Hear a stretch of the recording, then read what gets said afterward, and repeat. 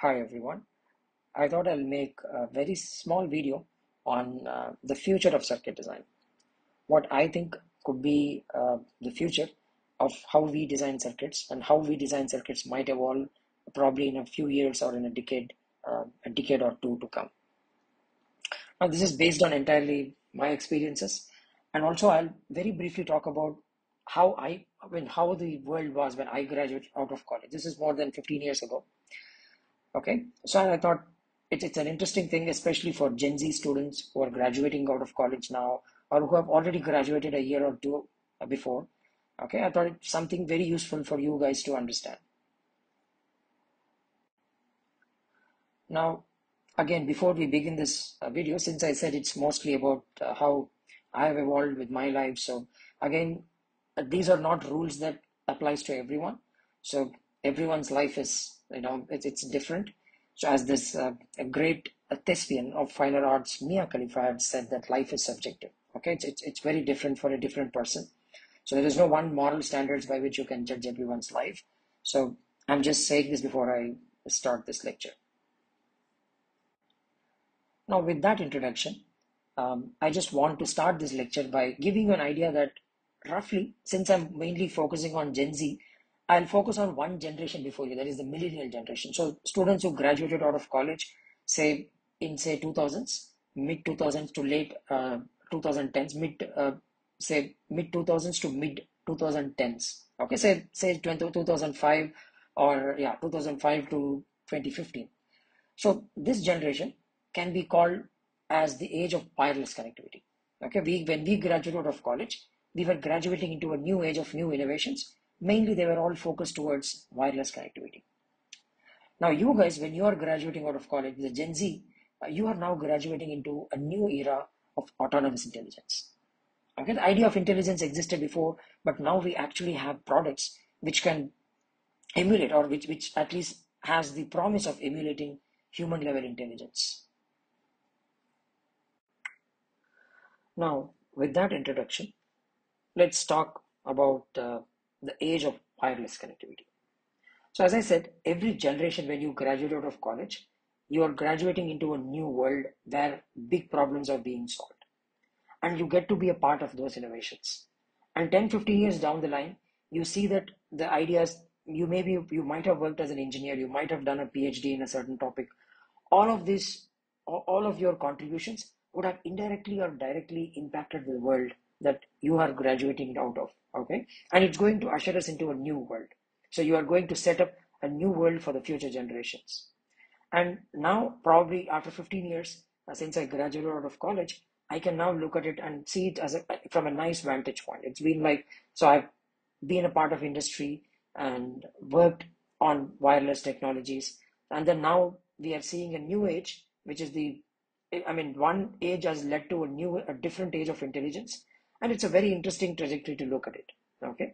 So, which is why I just divided this into two different ages so that it's easier for you to connect and look at it. And so you should now think, especially Gen Z, if you're also graduating into a new age, and this is going to lead us to, we don't know what future it's going to lead us into, and you will all be making huge contributions into that field. So the age of wireless connectivity, when you talk about it, I remember seeing the desktop computers and the laptops. Invariably, they used to come with wired connectivity ports. Okay, you had to have a wired connectivity port, otherwise it's difficult to use the laptop because you have to connect it to the internet. And then suddenly, as in from my teenage, as I moved to my late 20s and early 30s, I suddenly saw that the laptops were no longer supporting the connectivity ports anymore because the wireless speeds were so good that you could easily connect your devices to the wireless internet, and there was no need for that. So then we realized, okay, that's the impact of all the research that we have done for the past 10, 15 years. Okay, so all of that went into creating these new technologies. So to begin my journey, when I graduated out of college, so I had many interests when I graduated out of college, and so I remember one of the things that really I was good at circuits. I liked circuit design uh, a lot. When I was we had this new lab called Oyster's Lab at BITS Pilani where I was a student, And so we could actually experiment circuits and learn. So it was a very exciting time. But when I was almost finishing college, I'd read some very interesting science fiction books. And then I realized, oh, this is something that's really exciting. And for some weird reason, I felt that to be more exciting than circuit design. So I actually went into this field of science fiction writing, explored it, failed, and then in fact, in between, I went to join for a master's degree at IIT Madras after my BTech, and then after my BE degree. And during this time at IIT Madras, I was still, I used to send all these rough drafts of what I was writing, the ideas, and all those very interesting things to a very close group of friends that I had. And then they used to encourage a lot, and it used to feel that it was quite encouraging because the ideas were very good. But then I realized I was not mature enough to write it. And this, I remember this is around, I was 23, 24. I had by then uh, taken up a job at, uh, in fact, I had taken up a job at a different company. Then I left the company. Then I went to IIT Madras for MS Research. Then I left MS Research because I was losing interest in all these fields. And then I thought I should explore writing, which is something that I wanted. But then I realized a big mistake that I made, that I was not financially stable, okay, which is something the reality hit me. At that point, I realized how important money is. So around the time, this was around, I was 23, 23, and I really felt I'd completely ruined my life, and my friend had just come from United States, and then he had just bought this new iPhone, and then, because in India it used to release a little later. Okay, then now it's all synchronized, because manufacturing is more distributed and all that, and it's going to get even better in the future. But it used to be in the past, when a product that used to be released in market in America, it used to take a few months afterwards. It used to release in India. But my friend had just bought this product from the United States, and we felt it was it the when he showed that piece of a device, the hardware, it really opened up new possibilities. Because until then, you could really move screens. And I remember Katy Perry had released her song, I Kissed a Girl, the very popular song, which had created huge controversies in the Western world, especially in the conservative circles. And I remember playing this song. So a friend of his friend was a good hacker. And so he had given him a software wherein we could just hack into local Wi-Fi networks. And so we were outside somewhere and we could just quickly hack into it. And he was just showing me this. YouTube was just up and coming. It was a new website. And then he was just showing me this video, and suddenly a new possibilities opened up. Okay. And I remember when I started working in the workforce a year or two later, that was like a iPhone was a big wake up call for the industry. Okay. It showed the industry that the wireless speeds that we have currently are not sufficient to support the applications. They said that we could build great applications, but you guys, the hardware is simply not there. So then suddenly that pushed for huge innovations in the wireless market. Okay, so that's why this phase of my life is very important, because I graduated out of college in the wireless world. I did not realize how significant it is, because we had cell phones in all our hands, but it was just a device. The technology was pretty old in the sense that we knew how to do wireless transmission from one device to other. But iPhone really opened up a new world of possibilities.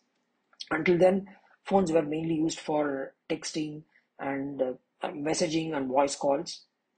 And after iPhone came, Blackberries were there, but they were mainly for sending mails, quick mails on a QWERTY keyboard. But iPhones really changed the game. So then it led to what we call an exponential growth in wireless speeds. So this right here is a chart showing the evolution of wireless speeds as a function of the years. So you can see here, mainly I'll focus on the mid 2000s to mid 2010s. So that's when the real exponential speed transition had happened. And if you see, mid 2000s is when this cell phone had released, the iPhone had released. And once iPhone came into the market, then the speeds increasing, because we needed those high speeds on cellular devices. Okay, so which means your cell phone tower to your mobile phone, you needed to have very high speed connectivity. So you would see every time there would be news press releases, and there will be a lot of PhDs went into this research areas to improve speeds. The hardware, there were many new inventions. So you would once in a while see big revolution in this field of wireless connectivity, you would constantly keep hearing of these inventions. Okay, and wireless became the in thing. Every company wanted to have a piece of pie, a piece of the pie.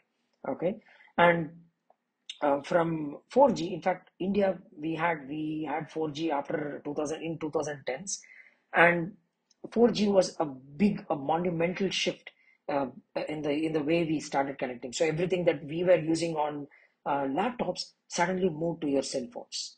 Okay, and there is very interesting thing that happened, which I'll talk about. See, this is a practical chart which was used by almost all wireless engineers, especially any course you teach in, say, which I was teaching few years back. I would use this slide to show how the speeds evolved as a function of years. Okay, it's a very common slide where you show the different tech. Why I don't want to go anywhere technical in this lecture, so I'm not going to talk about the different wireless standards. But I just want to show you how the speeds have evolved. They've evolved from few kilobits per second, okay, few kbps, to now a gigabits per second. So that's the highest speed promised speeds. And for example, for you to use different apps, you need very high speeds. And all this change was brought in by this new age of wireless connectivity. And all the engineers, the students who graduated out of college, that is our generation, the millennial generations, we indirectly or directly contributed to this to this field. Okay, so all of us, we might be working in some filter, some amplifier, but that amplifier and filter will go into a wireless device. It will go into an iPhone. It will go into a Samsung phone. Okay, so everything, a lot of work that the engineers carried out for this 10, 15 years went into all this technology that you guys are using right now, Gen Z is using right now. Okay, so to understand the impact, I'll give an example to understand the impact of wireless revolution in the past 20 years. A lot of us, for example, if you're graduating out of most universities in India, or top institutes like IITs, BIDS, NITs, and any of these institutes, a lot of us, when you're graduating, or when you're studying as a student in the college, we used to have this thing called the rite of passage, in the sense that you should watch a certain set of movies, read a certain set of books. So it was all part of education. Okay, so they're both left wing and right wing books. I remember reading the books by right wing writers like Ayn Rand, and which were mainly focused on capitalism and all that. And also, I remember reading very left-leaning liberal books, okay, with very interesting ideas. So this was the time we used to, and also watch a lot of films. Okay, college is a time where you have, especially undergraduate days, you have a lot of free time. So we used to watch a lot of these movies. And when we graduate out of college, it was a very common thing that we used to carry a hard disk and copy all these movies. And I remember a generation before me, that is the students who engineers who graduated, or undergraduates who graduated in 1990s, they used to have a deck of CDs. Okay, CD maximum you could store 1 GB on a CD. You could have different CDs, but the ones you could buy from the market, the cheap ones, you could store 1 GB of, I think, 700 to 800 MB of data you can store on a CD. And they would carry a decks of CDs. Okay, we would carry all the photos that you take with digital cameras if they were there, and all that you could store on your CDs. And then they would carry these CDs, and they would carry very interesting memories, movies that they watched, even soft copies of books that they liked. All of that they used to carry on CDs.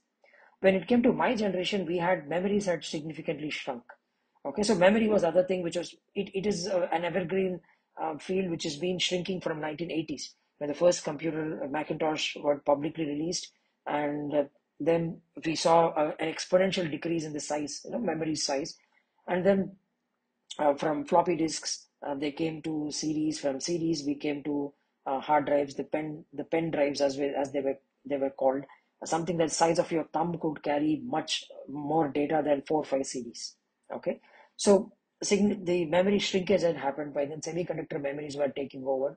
So we could actually, when I graduated out of college, this was very common. We used to take when, especially in the final semester, you would see us running from different rooms, taking all this uh, files from friends, from computers. And there used to be also, when I was in college, uh, we had internet connectivity, wired connectivity.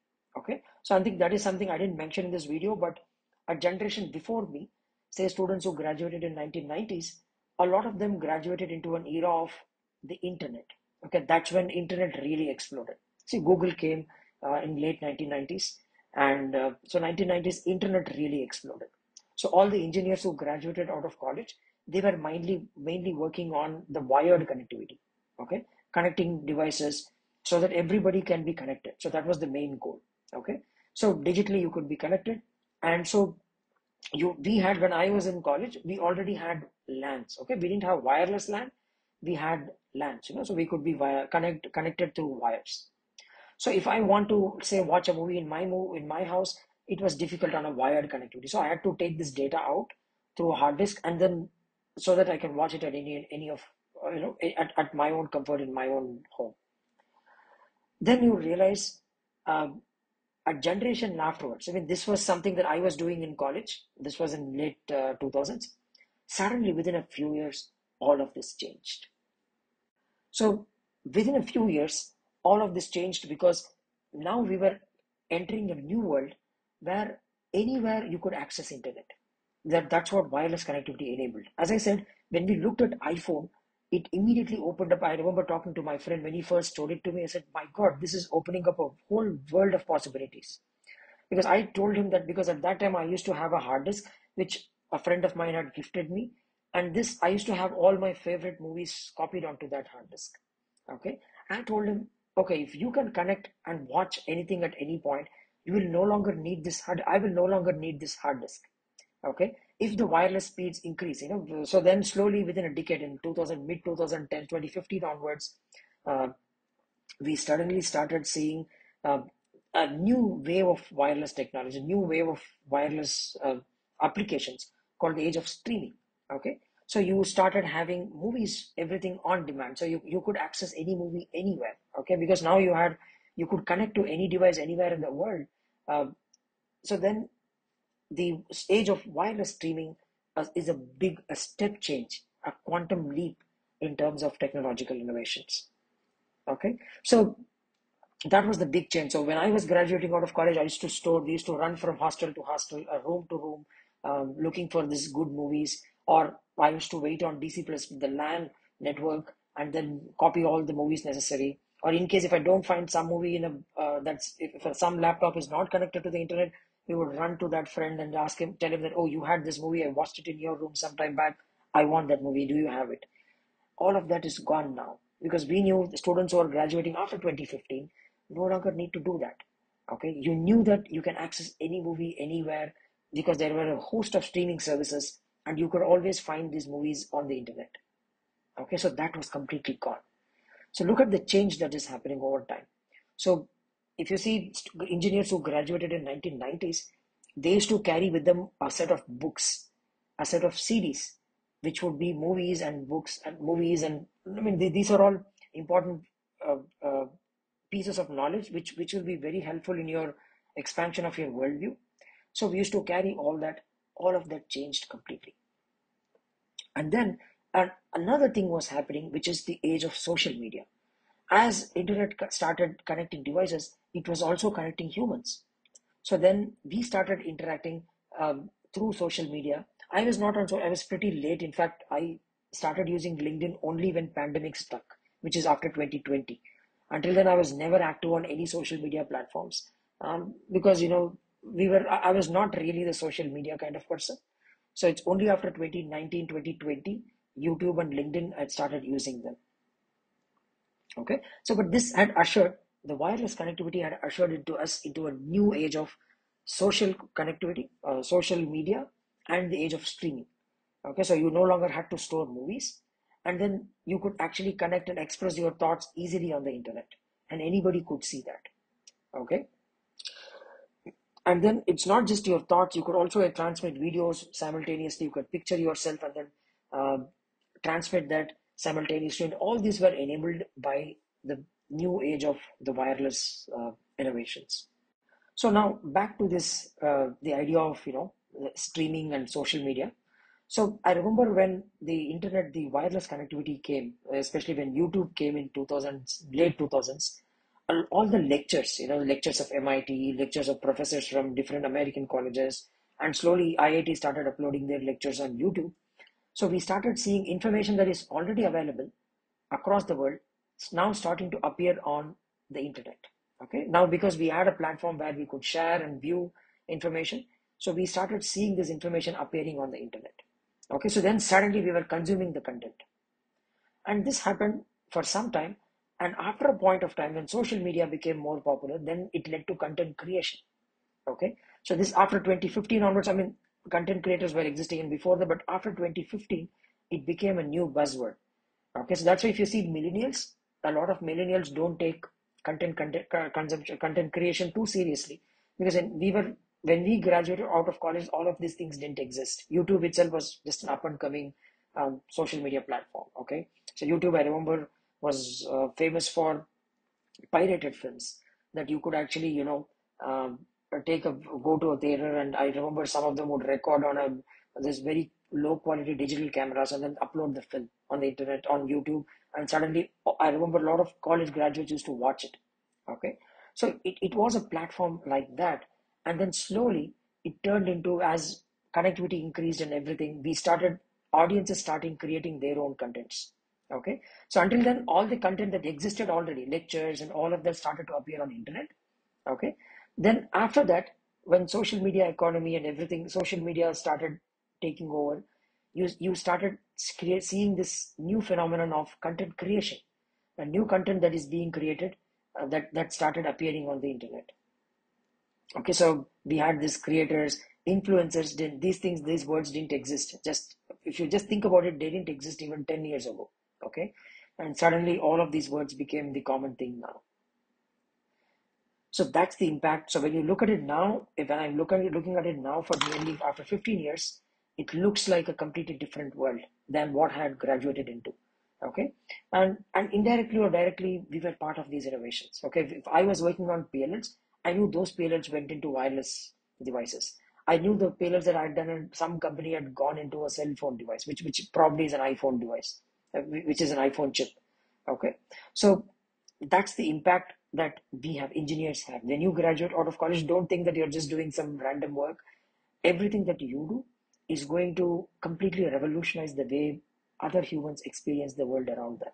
Okay, that's why engineering is one of the greatest disciplines, and you should all feel proud of what you're doing. Okay, so when you're doing something in your company, don't think that it's just some random work. It's you are really revolutionizing the world. 15 years from now, when you, let's say, when you look back after 10 years, you will see a very different world. And when you look at that world, you need to understand that you are responsible indirectly or directly, for that world. Especially if you have worked in the tech world, you are 100% responsible for, at least in your own way. It's like they say, right? What is ocean but a collection of droplets? So you are one of those droplets.